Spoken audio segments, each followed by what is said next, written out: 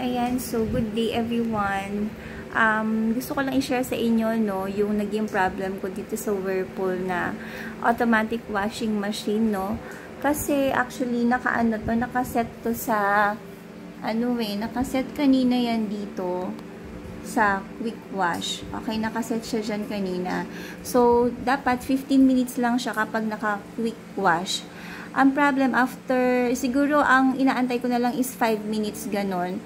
And ang nangyari is nag-stop siya. So, inantay ko siya. Sabi ko para medyo matagal Kasi supposedly, mabilis na kasi yun, 'di ba? 15 minutes nga So, mabilis na dapat yun. Ang naging problem, after siguro 5 minutes ang nakalagay dyan. 'Di ba? Tapos, ang nangyari is, siguro another 5 minutes, bigla na lang lumabas yung error. And nagtataka ako kasi as you can see, may tubig pa po yung loob niyan. Okay, may tubig pa. So, nangyari, ang ginawa ko is in-off ko muna siya. Pinatay ko rin yung gripo. And then, tinanggal ko rin yung saksakan. Okay, tinanggal ko rin yung saksakan niya.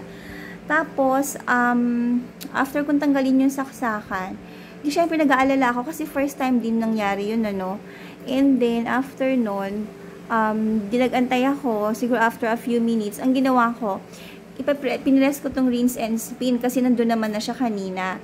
So, ang oras kasi nun is nasa 18 minutes, okay?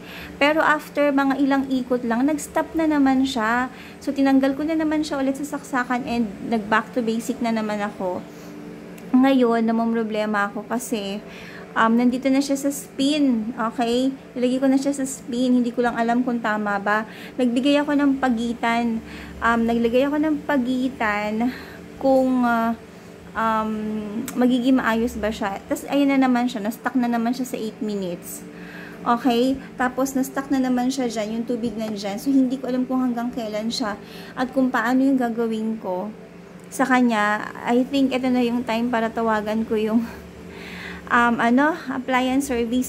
Dun sa mga nakita kong reviews, dun sa iba, na nag-error talaga tong Whirlpool na to.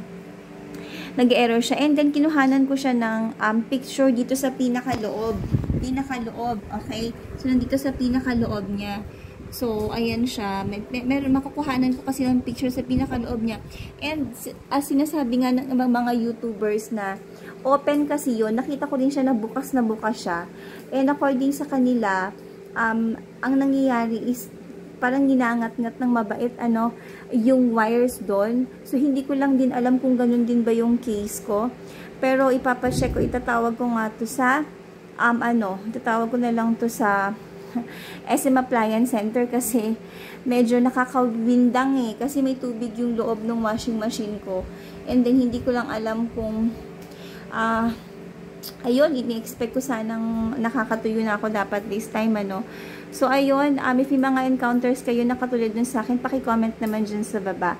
If ano yung ginawa nyo, if need pa ba talagang tawagan yung SM Appliance kasi, ka-stress no? Baka mas malaking bayarin or to. And, ayun, ayan siya, may tubig pa. Okay. Anyway, yun na lang muna for today's video. Thank you so much po. Pa-comment naman dyan sa baba if ano po yung mga ginawa nyo. If na-encounter nyo yung same nung sitwasyon na na-encounter ko for today. Thank you, everyone!